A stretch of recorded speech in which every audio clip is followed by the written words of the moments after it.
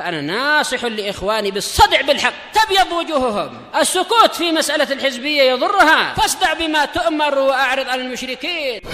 سلامي على دماج ورجالها والشيخ يحيى ودار العلم يا سعد بانيها. بسم الله الرحمن الرحيم. الحمد لله حمدا كثيرا طيبا مباركا فيه كما يحب ربنا ويرضى. أشهد أن لا إله إلا الله وحده لا شريك له وأشهد أن محمدا عبده ورسوله نبي الله وخليله صلى الله عليه وعلى آله وسلم تسليما مزيدا لا نبي بعده. إخواني في الدين أعزني وأعزكم الله جميعا وبarakallahu fikum. Sebelum kita melanjutkan bacaan berikutnya terhadap kitab Tuhfatul Ashab di Mukhtasaril Adab, seperti biasanya hadis yang terakhir kita baca disetorkan terlebih dahulu barakallahu fikum, hadis yang masyhur ma'ruf, hadis yang pertama dalam kitab Arba'in Nawawiyah, dan juga hadis yang pertama dalam kitab Riyadhus Shalihin. Serentak barakallahu fikum, tafadhalu.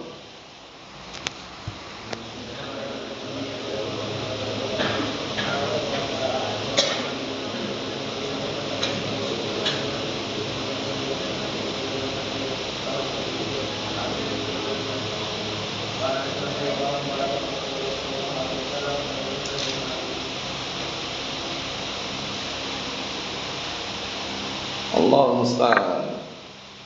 Kita lanjutkan berikutnya barakallahu fikum. Halaman 21 disimak baik-baik. Qala al-mu'allif asbahullah, talabul ilmi fardhu 'ain. Mencari ilmu itu adalah kewajiban per individu. Disimak. Kewajiban per individu yang sifatnya adalah fardhu 'ain. Ini hukum asalnya ya. Wa illa pada asalnya ilmu itu terbagi-bagi. Ada yang sana fardhu kifayah, ada yang fardhu ain. Fardhu ain seperti ilmu tauhid, ilmu akidah, itu harus kita miliki dan harus kita pelajari. Adapun fardhu kifayah, ada ilmu sharaf, ilmu nahwu, paham ya? Atau ilmu-ilmu yang lainnya. Kecuali orang yang ingin mempelajari ilmu tafsir atau ingin menjadi mufassir, maka bagi mereka fardhu ain untuk pelajari ilmu alat tadi, ilmu nahwu, sharaf atau yang semisalnya. Dan ilmu ini barakallahu fi sangat penting dalam kehidupan kita sehari-hari. Oleh karena itu jangan pernah merasa cukup dengan ilmu yang kita miliki. Karena ilmu yang kita miliki barakallahu fi, kata Allah Subhanahu wa taala dalam Al-Qur'anul Karim, "Wa ma utitum minal ilmi illa qalila." Dan tidaklah kalian diberi ilmu kecuali sedikit. Jadi ilmu yang kita miliki kelihatan dah banyak, hafal ini, hafal itu. Ternyata itu masih sedikit ilmunya. Kemudian Allah Taala mengatakan dalam ayat yang lainnya, "Wa fawqa kulli dzi ilmin 'alim." Dan di atas orang yang berilmu itu masih ada orang yang berilmu lagi. Oleh karena itu kalau dalam masalah ilmu barakallahu fi, jangan pernah melihat orang yang di bawah kita. Kalau masalah ilmu, lihat orang yang di atas kita agar termotivasi untuk terus mengembangkan dan terus mempelajari ilmu. Tapi kalau dalam masalah dunia, lihat orang yang di bawah kita. Bisa dipahami ya? Hal ini sebagaimana yang Rasulullah sabdakan dalam hadis yang sahih. Hadis Abi Hurairah radhiyallahu anhu, muttafaqun alaih, "Unzuru ila man huwa asfala minkum wa la tanzuru ila man huwa fawqakum, dzalika ajdaru alla tazdaru nikmatallahi 'alaikum." Diperhatikan barakallahu fikum, di situ Rasulullah SAW mengatakan, lihatlah orang-orang yang di bawah kalian dalam masalah apa? Dunia. Dalam masalah harta. Dan jangan kalian melihat orang-orang yang di atas kalian dalam masalah dunia, jangan lihat yang di atas kita. Tapi kalau dalam masalah ilmu, na'am, lihat yang di atas kita, agar kita termotivasi, terdorong untuk semangat terus mempelajari ilmu syar'i, ilmu Al-Qur'an dan As-Sunnah. Kenapa ilmu dunia kita melihat yang di bawah kita? Dzalika ajdaru alla tazdaru nikmatallahi 'alaikum. Yang demikian itu lebih pantas agar kalian tidak meremehkan nikmat yang Allah telah berikan kepada kalian. Kemudian ilmu, barakallahu fiik, sumber kebaikan dunia dan akhirat adalah ilmu. Sebagaimana perkataan Imam Al-Qirafi rahimahullah di dalam kitab Al-Furuq, Al-Imam Al-Qirafi Abdul Abbas rahimahullah, Ahmad bin Idris namanya ya. Di dalam kitab Al-Furuq beliau mengatakan wa aslu kulli fasadin fid dunya wal akhirah innama huwal jahl. Fajtahid fi izalatihi 'anka mastata'ta. Kama anna aslah kulli khairin fid dunya wal akhirah innama huwal 'ilm. Fajtahid fi tahsinihi mastata'ta wallahu huwal mu'in 'alal khairi kullih. Ana ulangi.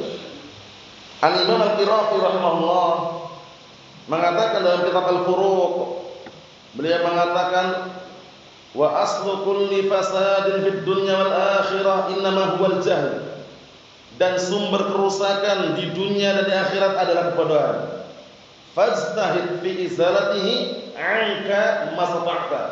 Maka bersungguh-sungguhlah engkau untuk menghilangkan kebodohan tadi dari dirimu semampumu. Kemudian sebaliknya, kama anna asla kulli khairin fid dunya wal akhirah innama huwal 'ilm. Fajtahid fi tahsinihi mastata'ta. Sebagaimana sebaliknya, sumber kebaikan dunia dan akhirat adalah apa? Ilmu. Apa kata beliau? Maka bersungguh-sungguhlah engkau mencari ilmu tersebut semampumu. Wallahu huwal mu'in 'alal khair kullih. Dan Allah lah yang akan menolong semuanya. Jadi Allah Ta'ala yang akan menolong semuanya. Mafhum? Jadi ilmu, barakallahu fiik, sangat kita perlukan dalam kehidupan sehari-hari, jangan sampai terlewatkan. Kemudian ilmu yang hakiki itu ilmu yang bagaimana? Berkata Al-Imam Ibnu Qayyim Al-Jauziyah rahimahullah di dalam kitab An-Nuniyah. Jadi al-ilmu, kata beliau, al-ilmu ma'rifatul huda bidalilihi. Madzaka wa taqlidu yastawiyani. Al-ilmu ma'rifatul huda bidalilihi. Madzaka wa taqlidu yastawiyani. Ilmu itu mengenal petunjuk beserta dalilnya. Itu ilmu. Jadi mengenal petunjuk beserta dalilnya. Ilmu dan taklid la yastawiyani, tidak sama. Kalau taklid itu mengekor, ya kan? Ittiba' man laisa bihujjatin bila hujjah. Mengikuti orang yang bukan hujjah tanpa hujjah. Takliduna qabulu qaulil qaili min ghairi dzikri hujjatin lis-sa'ili. Taklid menurut Al-Imam Al-Amriti rahimahullah, beliau mendefinisikan dengan definisi yang bagus dan singkat. Beliau mengatakan takliduna qabulu qaulil qaili min ghairi dzikri hujjatin lis-sa'ili. Takliduna qabulu qaulil qaili min ghairi dzikri hujjatin lis-sa'ili. Taklid itu menurut kami adalah menerima ucapan orang yang berkata tanpa menyebutkan dalil bagi orang yang bertanya. Sudah pahami ya, secara global seperti itu. Makanya ilmu dan taklid la yastawiyani, tidak sama. Kemudian ilmu, barakallahu fiik, adalah cahaya. Sebagaimana perkataan Ibnu Jauzi rahimahullah, beliau mengatakan kama huwa ma'lumun annal ilma nurun wa anna iblis yuhassinu lil insan itfa'an nur liyatamakkana minhu fi dhulmah wa la dhulmata ka dhulmatil jahl. Allahul musta'an. Lihat itu, ngeri sekali. Artinya apa? Ibnu Jauzi rahimahullah, beliau mengatakan kama huwa ma'lumun annal ilma nurun. Sebagaimana sudah diketahui bahwasanya ilmu itu adalah cahaya. Wa anna iblis yuhassinu lil insan itfa'an nur. dan bahwasanya di sana ada iblis berusaha menghias-hiasi di hadapan manusia untuk memadamkan cahayanya. Liyatamakkana minhu fi dzulmah. Tujuannya agar apa? Agar mampu menjerumuskan orang ke dalam kegelapan. Wala dzulmata ka dzulmatil jahl. Dan tidak ada kegelapan yang lebih gelap daripada kegelapan kebodohan, waliyadzubillah. Jadi kebodohan, barakallahu fiik, pastikan kita hilangkan, kita padamkan, kita bersihkan sebersih-bersihnya dari diri kita, barakallahu fiik. Sampai-sampai Imam Ahmad bin Hanbal rahimahullah, beliau menyatakan, dinukilkan dalam kitab Jami' Bayan Ilmi Fadlih dengan semakna kalau tidak salah ya, karya Imam Ibnu Abdul Barr rahimahullah. Imam Ahmad bin Hanbal rahimahullah mengatakan, an-nasu ila ilmi ahwaju minhum ila at-ta'am wasy-syarab. An-nasu ila al-ilmi ahwaju minhum ila at-ta'am wasy-syarab. Li'anna ar-rajula yahtaju ila at-ta'am wasy-syarab fil yawmi marrah aw marratain. Wa hajatuhu ila al-ilmi bi'adadi anfasid. Ana ulangi lagi. Al-Imam Ahmad bin Hanbal rahimahullah mengatakan, an-nasu ila al-ilmi ahwaju minhum ila at-ta'am wasy-syarab. Li'anna ar-rajula yahtaju ila at-ta'am wasy-syarab fil yawmi marrah aw marratain. Wa hajatuhu ila al-ilmi bi'adadi anfasid. Artinya apa? Manusia itu butuhnya dia terhadap ilmu lebih dia butuhkan dibandingkan makanan dan minuman. Dikarenakan seorang itu dalam sehari mungkin mampu makan sekali 2 kali, tapi perlunya dia, butuhnya dia terhadap ilmu bi'adadi anfasid. Setiap apa? Nafas yang dia hembuskan. Sejumlah nafas yang dia hembuskan selama dia masih bernafas itu memerlukan ilmu. Ya kan? Salat perlu ilmu, muamalah dagang jual beli perlu ilmu, ya kan? Kemudian bersuci perlu ilmu, semuanya perlu ilmu. Oleh karena itu jangan pernah meremehkan yang namanya ilmu. Dan seseorang diangkat derajatnya di hadapan Allah Taala bukan karena hartanya, bukan karena kedudukannya, bukan karena pangkat dan juga apa? Jabatannya, tapi karena apa? Karena ilmu dan iman. Ilmu dan iman. Apa kata Allah Subhanahu wa taala? Yarfa'illahu alladhina amanu minkum walladzina utul ilma darajat. Artinya apa, barakallahu fiik? Allah Subhanahu wa taala mengangkat derajatnya salah seorang di antara kalian yang beriman dan yang berilmu. Bukan satu derajat saja, darajat, beberapa derajat dia. Ilmu dan iman. Mafhum? Bukan karena jabatannya, bukan karena dia orang keturunan bangsawan atau karena dia orang kaya, bukan. Tapi karena ilmu, barakallahu fiik.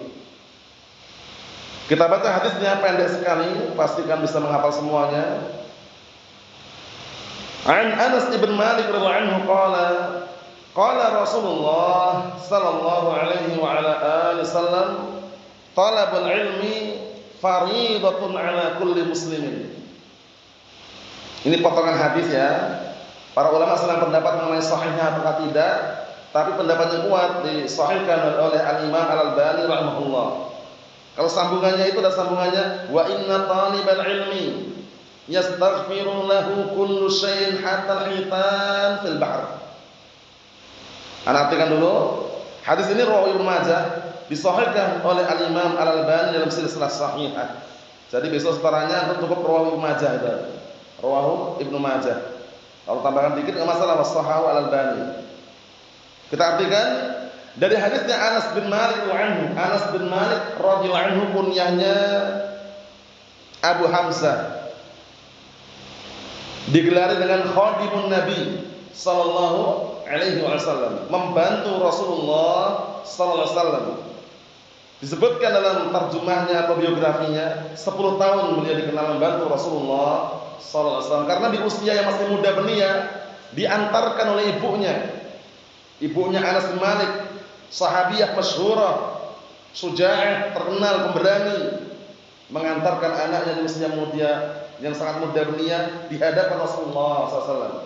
Akhirnya Anas bin Malik radhiyallahu anhu membantu Rasulullah SAW sampai digelar dengan khadimun Nabi, sallallahu alaihi wa ala alihi wasallam. Siapakah ibunya Anas bin Malik? Ummu Sulaim.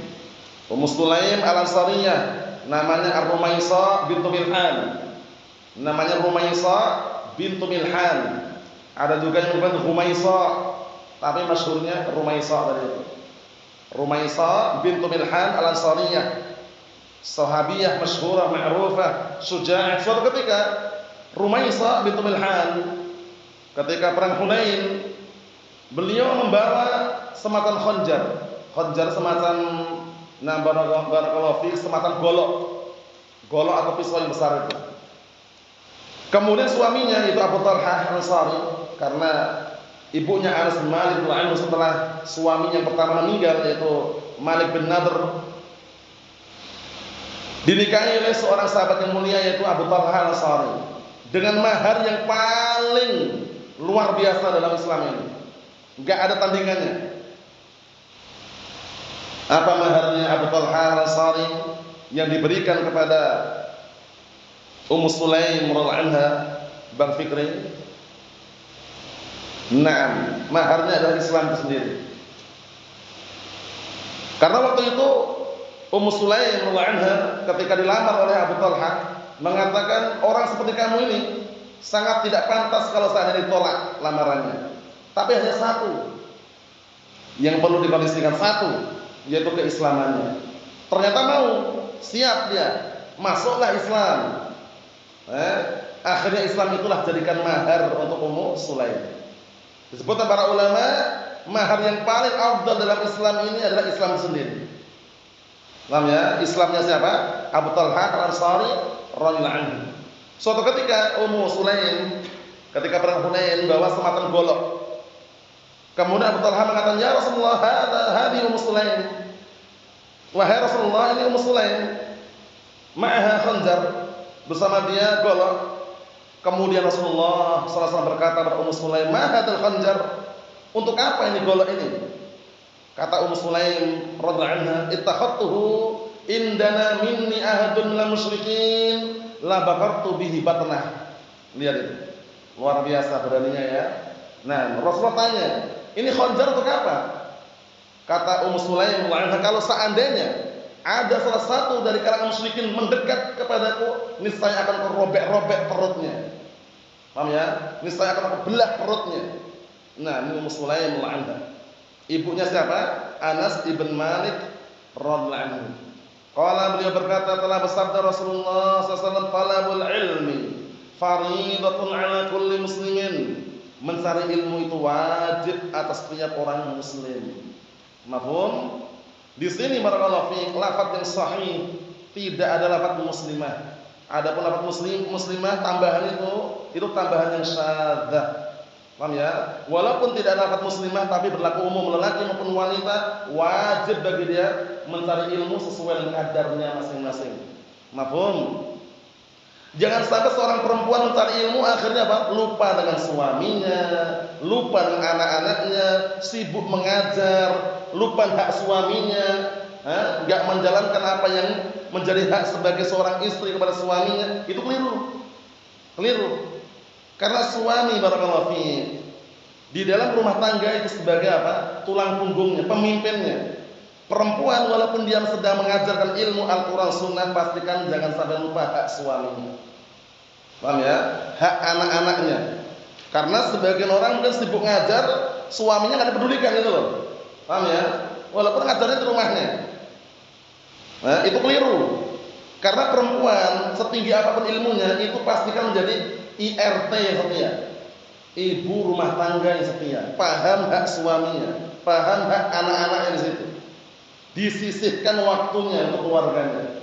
Mafhum? Karena beda dengan laki-laki. Kalau laki-laki ada beban dakwah, menyebarkan Al-Quran was Sunnah, seperti itu. Dan banyak kisah-kisah diutusnya para sahabat pergi ke Yaman, mendakwakan ilmu dan apa semisalnya. Kita lihat lagi barakallahu fiik sambungannya, wa inna talibal ilmi yastaghfiru lahu kullu syai'in hatta al-hitan fil bahr.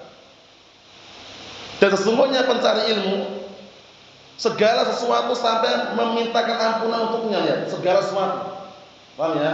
Ini termasuk kenikmatan tersendiri ya. Pencari ilmu itu luar biasa. Sampai-sampai segala sesuatu mendoakan ampunan buat pencari ilmu. Hingga apa? Hingga ikan besar yang ada di lautan. Hitan itu ikan besar. Ya, ikan besar ya, ikan paus misalnya itu. Itu pun memintakan ampunan buat apa? Buat pencari ilmu. Lihat, masya Allah. Kenapa kira-kira? Karena pencari ilmu barakallahu fi itu diridhoi oleh Allah Subhanahu wa taala, dan bahkan malaikat pun apa? Ridho terhadapnya. Datang dalam hadis yang sahih, Nabi kita Muhammad SAW mengatakan, wa innal malaika la tad'u ajnihataha li talibil ilmi ridhan bima yatlub. Lihat itu. Dan sesungguhnya para malaikat, mereka meletakkan sayap-sayapnya kepada pencari ilmu karena senang, ridho terhadap apa yang dia cari. Orang mencari ilmu itu kan ilmu yang dia cari, bukan harta, bukan tahta wala wanita. Yang dia cari ilmu. Itulah yang membuat apa? Para malaikat pun senang. Mafhum? Nah, antum sekalian dan kita, kalaupun duduk di majelis ilmu seperti ini, pasti tidak dapat harta. Harta duniawi yang nggak dapat. Tapi pastikan, ketika dia dapat akhiratnya, dia akan merasakan dunianya. Bisa dipahami ya? Tempat yang paling nyaman, tenang, tentram di majelis ilmu di antaranya. Yang diadakan di salah satu rumah daripada rumah-rumah Allah Subhanahu wa taala, sebagaimana perkataan Nabi kita Muhammad sallallahu alaihi wa ala alihi wasallam, wa majtama'a qaumun fi baitin min buyutillah yatluna kitaballah wa yatadarasunahu bainahum illa nazalat alaihimus sakinah. Dan tidak ada suatu kaum yang mereka berkumpul di salah satu rumah-rumah Allah, kemudian mereka membacakan Al-Quran, mengajarkan Al-Quran, melainkan apa? Melainkan akan turun kepada mereka ketenangan. Lihat, tenang. Pencari ilmu itu tenang. Paham ya? Mereka tidak sibukkan dengan dunia luar sana. Yang di sana kadang-kala barakallahu fi panas. Mungkin masalah politik, pemilihan umum, pemilu, macam-macam. Tapi pencari ilmu, mereka kenal seperti itu. Mereka pahamnya kalau Allah, kalau Rasul. Sehingga bawaannya dingin aja. Ya kan? Antum ingat tragedi Covid-19? Covid-19 yang sangat sulit untuk dilupakan.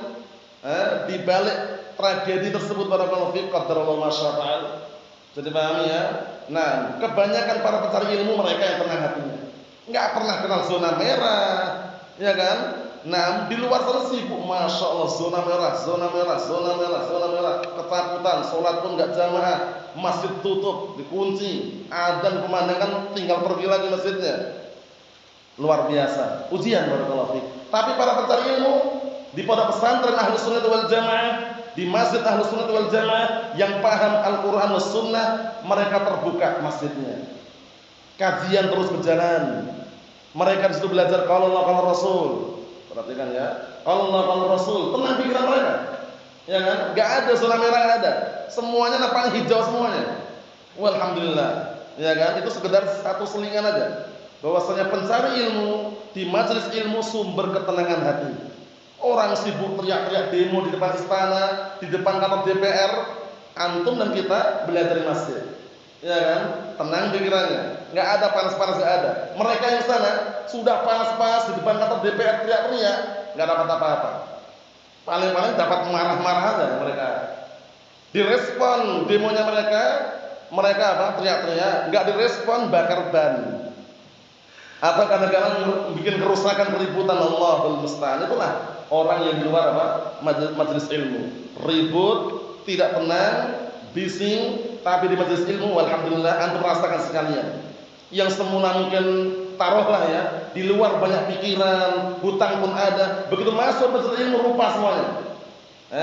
Lupa, tenang pikiran, tentram hatinya. Seakan-akan sudah nggak ada masalah lagi, hutang pun sudah lupa. Walaupun nanti ingat lagi di luar. Tapi di majelis ilmu itu yang perlu dikondisikan. Itu sudah sunnatullah jalla wa ala. Ditetapkan dalam hadis bahwasanya apa? Sumber ketenangan hati adalah apa nih? Duduk bermajlis di salah satu masjid daripada rumah-rumah Allah Subhanahu wa taala. Illa nazala alaihi sakinah, melainkan akan turun kepada mereka ketenangan. Ikhwani fid din, a'azzani wa a'azzakumullah jami'an, barakallahu fikum. Kemudian al-ilmu dijelaskan oleh Imam Ibnu Qayyim al-Jauziyah rahimahullah, dan ini terulang-ulang ya pantunnya karena biar sekalian mengulangi. Hayatul ilmi mudzakaratuhu, hidupnya ilmu itu mengulang-ulang. Paham ya? Kullama takarrar. Semakin terulang-ulang semakin melekat, itu ilmu. Paham ya? Nah, pantunnya siapa yang ingat? Bahwasanya ilmu itu merupakan apa? Merupakan penawar, obat yang bisa menghancurkan kebodohan. Sedangkan kebodohan barakallahu fiik itu adalah penyakit yang bisa membunuh hati-hati manusia. Dan obatnya, obat penawar ini, penawar jahil, penawar kebodohan ini, obatnya tidak diperjualbelikan. Tidak ada di apotek, wala supermarket, wala pasar-pasar, enggak ada. Adanya di majelis ilmu. Siapa yang hafal pantunnya? Disebutkan oleh Imam Ibnu Qayyim al-Jauziyah dalam kitab An-Nuniyah. Yang lama-lama mana ini? Atau sudah enggak ada? Pantunnya bagus sekali pantunnya. Coba tarik.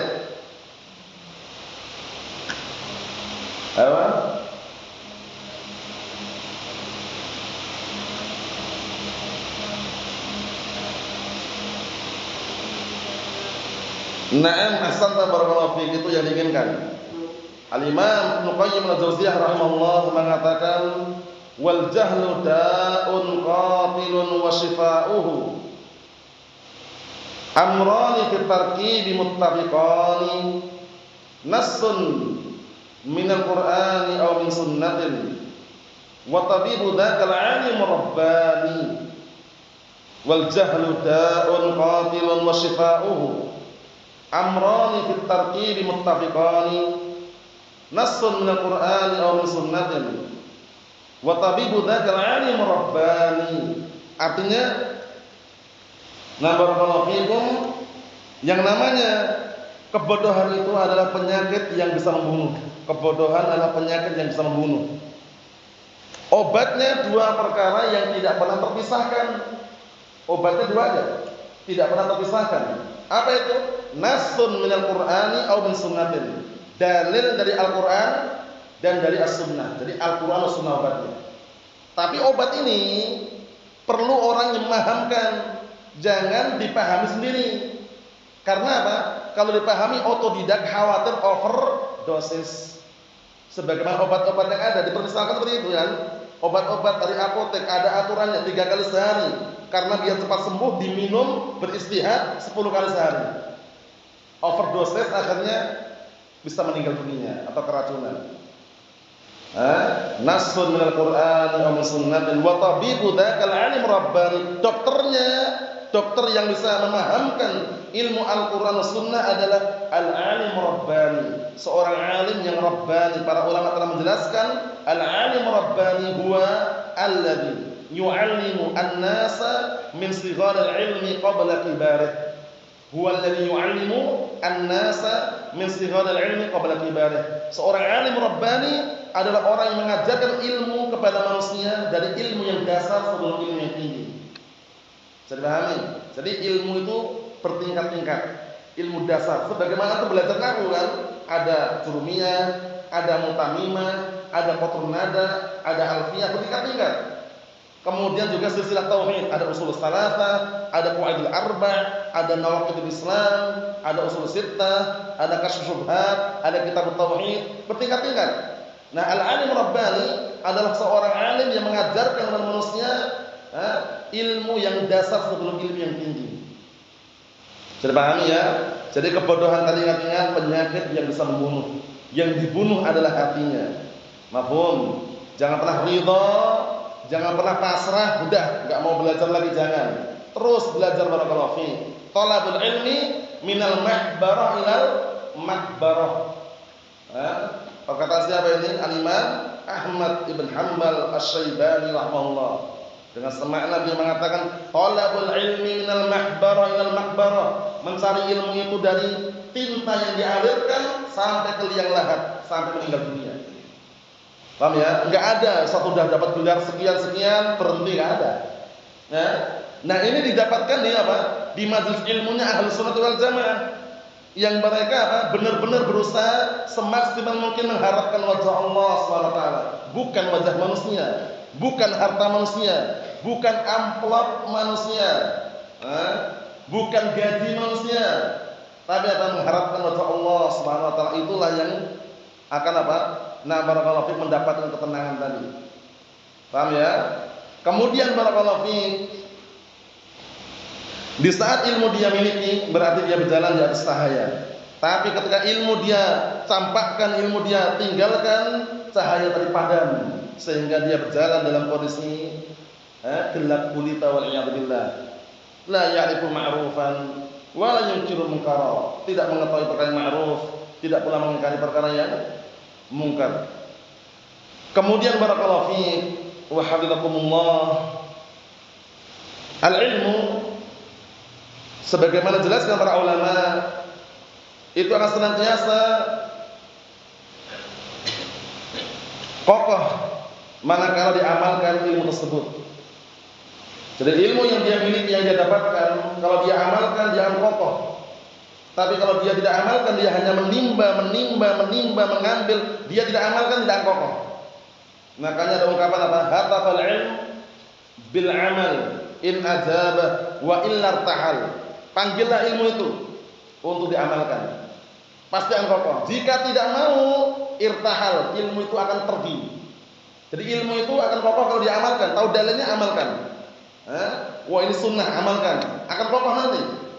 Tapi kalau amalan sunnah dia campakkan, dia tinggalkan, padahal dia mampu misalkan, akan lupa, akan terhilangkan waliyadzubillah. Manusia tidak ada yang sempurna. Manusia tidak ada yang sempurna. Bukan berarti ketika tidak sempurna dia santai-santai kemudian tidak belajar, tidak. Tetap belajar barakallahu fiik. Karena ketika dia belajar, berusaha untuk mengentaskan dirinya dari dari jurang kebodohan tadi. Dan ketika mencari ilmu, sabar, jangan terburu-buru. Kadang ada pahitnya, ada letihnya, ada capeknya. Kalau orang mencari ilmu pengennya enak saja, enak, tenang, dingin, empuk, itu jarang sekali dapat. Makanya ada pantun yang sangat indah. Pantunnya sudah disebutkan berkali-kali ini. Barakallahu fiik, mengenai barang siapa yang tidak pernah merasakan pahitnya dalam mencari ilmu, dia akan diuji dengan kebodohan seumur hidupnya. Ayo, siapa yang ingat? Yang lama-lama mana? Yang lama-lama udah nggak ada ya. Farid, hafal belum? Pantun yang sering kita sebutkan itu? Belum? Raihan.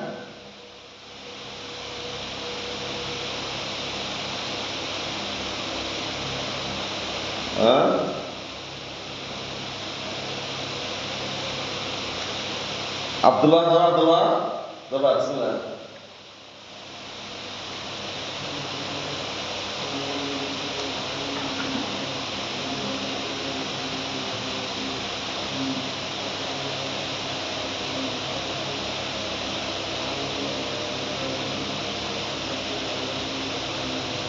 Naam, ahsanta barakallahu fiik. Itu pantunnya. Paham ya? Wa man lam yaduk murra ta'allum sa'atan tadarra abdul jahli tula hayatihi. Wa man fatahu ta'limu waqta syababihi fakabbir 'alaihi arba'an li wafatihi. Itu bagus sekali pantunnya, motivasi buat kita semuanya. Barang siapa yang tidak pernah merasakan pahitnya dalam mencari ilmu, dia akan diuji dengan Dengan kebodohan seumur hidupnya. Karena dia nggak belajar lagi. Paham ya? Nggak pernah merasakan pahitnya mencari ilmu. Kadang lapar, letih, capek, ya kan?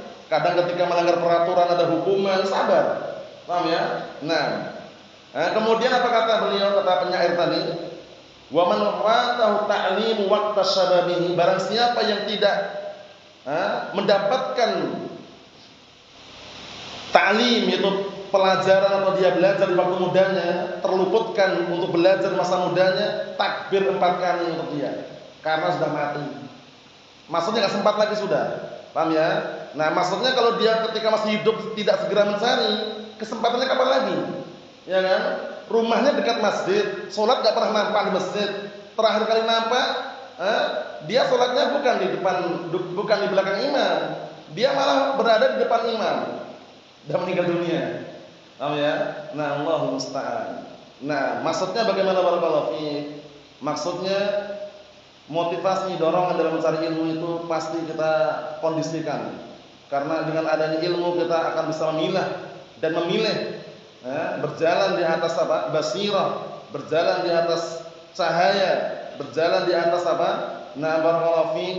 Nah, sinar yang terang benderang, akan bisa mengetahui yang halal dan haram, bisa mengetahui mana yang syirik, mana yang tauhid, mana yang bid'ah, mana yang sunnah. Ini yang kita ambil, hadisnya pendek, rinciannya akan menjelaskan. Nasallahu as-salamata wal afiyah fid dunya wal akhirah. Walhamdulillahirabbil alamin.